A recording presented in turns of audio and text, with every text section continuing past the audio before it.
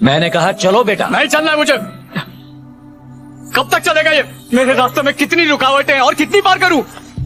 बार बार कोशिश करता हूँ, हिम्मत जुटाता हूँ, पर जब कुछ मिलना ही नहीं है तो कोशिश करूँ ही क्यों मैं कभी कुछ नहीं बनता। एक कदम भी बढ़ाता हूँ तो मुंह के बल गिरता हूँ। मेरे लिए वो टीवी सेंटर का जॉब भी बिल्कुल सही था। इस दुनिया में मेरी औकात ही क्या है? सुबह उठ के दांत घसो, दोपहर में दारू पियो और रात को पड़ जाओ।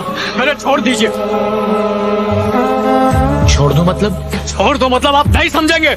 मैं नहीं समझता या तो मेरी जनरेशन में हमसे गलतियां होती थी, लेकिन हम उसे छोड़ते नहीं थे। छोटी से छोटी गलती को भी ढूंढ ढूंढ कर निकालते थे, उसे ठीक करते थे, फिर आगे बढ़ते थे। लेकिन तुम्हारी जनरेशन में यही प्रॉब्लम है। अगर कोई चीज या कोई इंसान या कोई सपना पसंद न आए तो उसे वहीं छोड़कर दूसरी राह पर निकल पड़ते हो।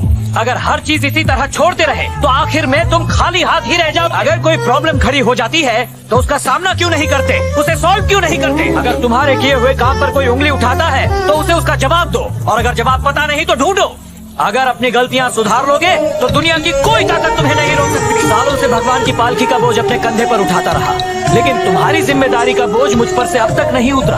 तुम्हारा बोझ नहीं उठा पा रहा, जबकि भगवान का बोझ भी हंसते हंसते उठा लिया मैंने। बेटा अब भी टीवी सेंटर में ही काम करे। इंसान की प्यास कितनी ही बड़ी क्यों न हो, वो उसे अपने आंसुओं से नहीं बुझा सकता। जो तो बातें टालने की आदत है ना, मेरी बातों को भी ऐसे ही टाल देना। अब